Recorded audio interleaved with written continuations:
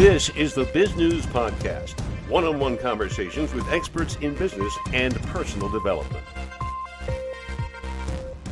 Longtime members of the Bizgnus audiences will be delighted to note that we have finally recharged the batteries on the company's Wayback machine.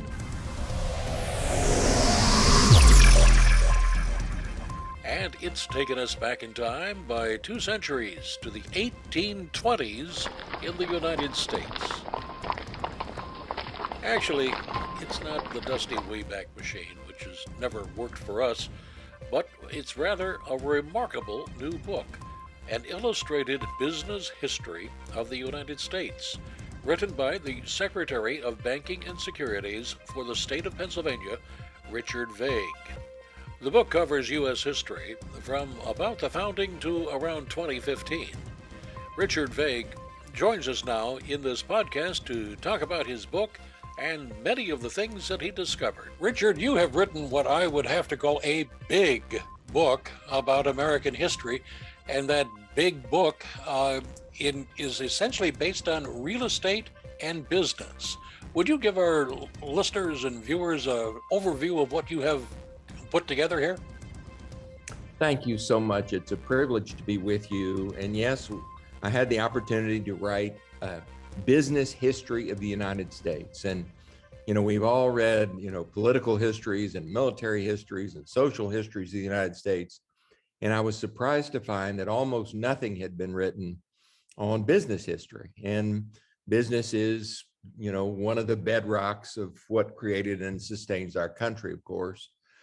So I dug into it and had an enormously enjoyable time learning about all sorts of things about American business. And I've organized it into a book that is supposed to be a fun book.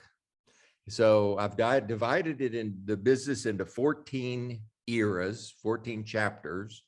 And for each of those chapters, I have the wealthiest individuals in the country, the largest businesses, the inventions, and then a narrative. And we call it an illustrated business history because all the fantastic images that come from those eras and our ability to include them in our book. There is, not to sound like an advertisement, but there seems to be a surprise on every page if you look for it.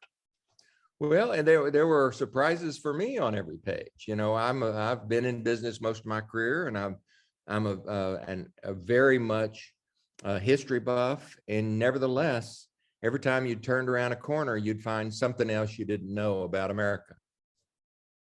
Now, you are official of the state of Pennsylvania. Tell our audience what you do for a living when you're not writing a book. Well, I spent much of my career in banking. I was a bank CEO. And I was gratified to be approached by the governor of the Commonwealth of Pennsylvania a couple of years ago to join his cabinet as Secretary of Banking and Securities. So you have a fantastic perspective on the entire thing. One of the things in your book that fascinated me was how you have related real estate to the growth of the economy and the nation. But real estate, haven't we kind of run out of it? Nobody's making any more of it, and we've already reached the Pacific Ocean. Well, real estate continues to be a huge part of the U.S. story because I think the uses of real estate are always being transformed. And we've seen that happening right in front of our eyes here in the pandemic when the use of commercial office space has diminished. But at the same time, we're seeing a boom in the use of real estate for internet companies as storage and distribution facilities, as for server farms, for all the computers that power the internet. We've seen it here in the Southeast Pennsylvania region because there's been an absolute boom in genetic engineering. And all of a sudden, there's this massive need for laboratory and genetic material engineering and manufacturing space.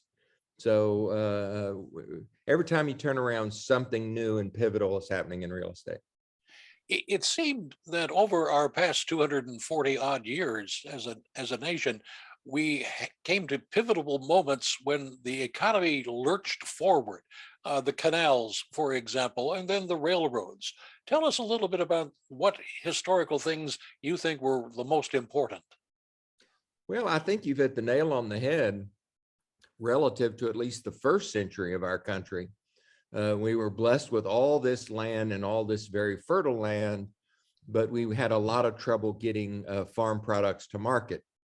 The U.S. was blessed, it was and remains blessed with one of the great river systems in the world, but you still had to connect certain rivers to other rivers or to the coast. And so you had a canal boom, especially with the monumental Erie Canal, which was completed in 1825 and transformed the Northeast. And then almost just as soon as that was completed, you had the invention of railroads. And the very first railroad was established in Baltimore in 1828. And it was because Baltimore felt it was losing out to New York because of the Erie Canal. And so the Brown brothers said, we've got to, as civic leaders, we got to do something to prop up Baltimore. And then, of course, railroads became the be all and end all of that century. The biggest industry by far in the United States. I think in the book, as you get into those chapters, you'll see the lists of top businesses in the country, and they're all railroads. It was the 800-pound gorilla in the business scene. It was like 70% of the stock market. One of the things that isn't listed in later lists is one of the richest individuals in the nation made his fortune in opium. Well, you had the trade with China that started, as early as the 1780s in the United States. You had some ships going back and forth. And then in, I believe it was 1805, you had the very first trading ship between the United States and China around opium. And, Britain, of course, was the big trader of opium with, they would grow the opium in India and take it to China. But we found a little bit of opium in Turkey in the port of Smyrna. And that was kind of our place. And we would take that opium to China, and a lot of fortunes, including Franklin Delano Roosevelt's ancestors and any number of others. Stephen Girard, who's a big name here in Philadelphia and the richest man in the U.S. at the time, built fortunes on opium. Now, that kind of ran out after time because there was these things called the Opium Wars in China. And it was a controversial subject, but even though it's a tainted aspect of our history, it's definitely a part of our history.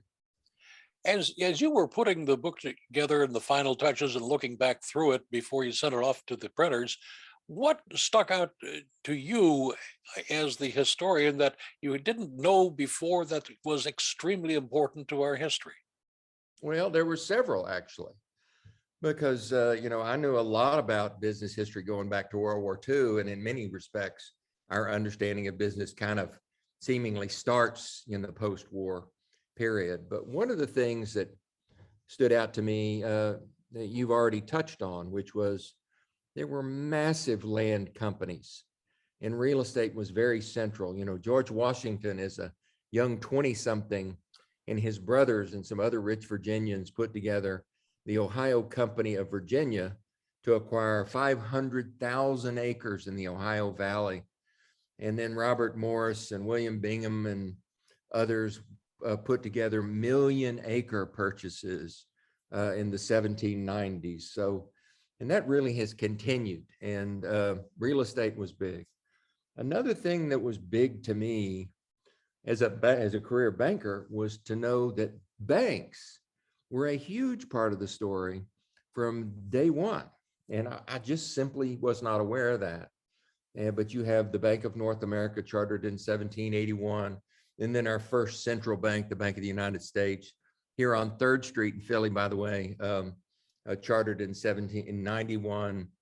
It's a big part of the story. I guess the other big surprise to me, not to over answer your question, but was the level of involvement of the government in business from the very earliest days. It was the U.S. government that took a lot of companies that didn't really know how to manufacture very well and taught them how to manufacture the weapons for the revolution and help finance some of that activity. And then the big move happens right after that when the Industrial Revolution is happening over in England, in the US, folks like Tench Cox and even Alexander Hamilton were very involved in effort to, in essence, steal the intellectual property from England to set up an industrial manufacturing presence here in the United States. And of course, that extends, the Erie Canal was financed by government, the Transcontinental Railway was,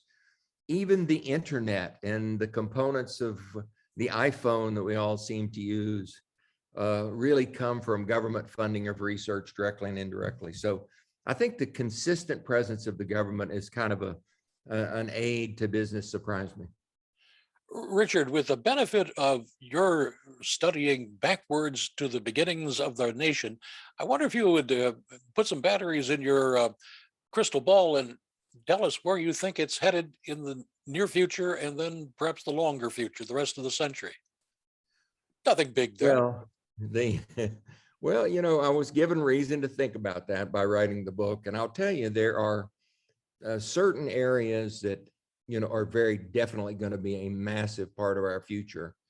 One of those, I think we alluded to a moment ago, and that is the genetic engineering revolution. We're going to be able to cure disease, and we're going to be able to re-engineer our bodies by our ability to manipulate the DNA and RNA in our bodies. And it's almost impossible to overestimate how profoundly that's going to change the world. We all know about things like the digital revolution and augmented reality and virtual reality, and really, I think the ability to transform ourselves digitally. We know all the things that kind of go along with this.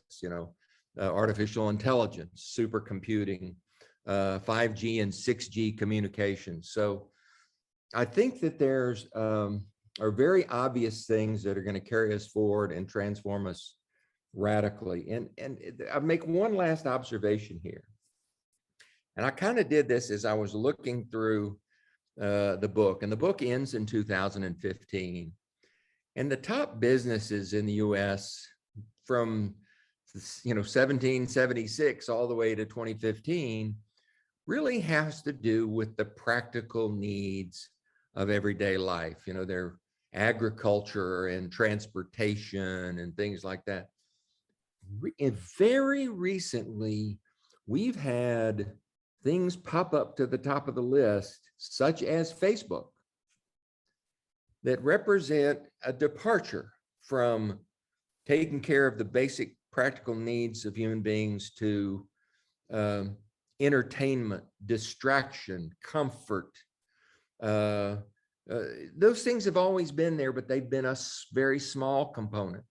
It just occurred to me that those kinds of things, controversy, comfort, distraction, entertainment, could come to consume a greater and greater percentage of all the businesses out there and our everyday lives in a way that I think will make life radically different over the next several generations. Radically different good, radically different bad? Well, that's of course the big question. and I think the answer is a whole lot of both. Unfortunately, I wish it would. We have seen, I remember when social media, my book actually talks about this, when social media, Internet 2.0 came out, it was lauded as the thing that would democratize everything and let the little guy and all goodness and sharing and sweetness and light. And we've seen that hasn't really happened much at all in relationship to, hate and misinformation and other things of this nature. So I think all this technology has great potential for great good and for great harm. And I think that's going to be our challenge. Tell our audience the name of your book again. It's An Illustrated Business History of the United States. And do you have a website perchance? Well, I do. It's my name. It's Richard Vague richardvague.com. And vague is spelled like the word, V-A-G-U-E. And Richard, we've kind of hopped all over the place with this interview, but what would you like to talk about I haven't asked you? Well, I think part of the fun of the book is that you don't have to sit down and read it cover to cover.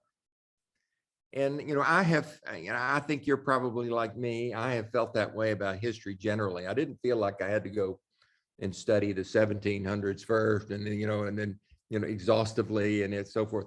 The book is kind of like that too. If you're mainly interested in the 1960s, go to that chapter, have fun in that chapter, learn about it, see all the many things. Who were the richest people at that time? What were the key inventions at that time? And put the book down. And, a couple months later, you may feel like, hey, I really want to know more about the Depression, or I really want to know about business during the Civil War.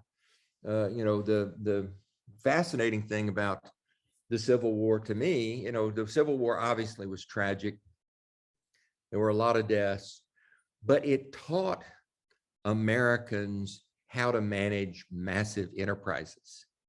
So many of the generals that come out of the Civil War, have gone from managing businesses that had 100 employees to managing armies that have 100,000 employees. And they've gone from, taking their produce to market to transporting supplies and troops halfway across the country in a couple of days. So they've learned how to manage massive enterprises. And many of those folks are the folks that then go on to run the big businesses, the big steel companies, the big railroads. And so, learning about the business aspect of the Civil War is, if you're a Civil War buff, is a helpful thing. So I think just kind of the approachability of the book is something we've designed into it. And our hope is that folks have fun with this book. You've been watching the Bizgnus podcast. We welcome your input. Send your email to editor@bizgnus.com. Thanks for watching.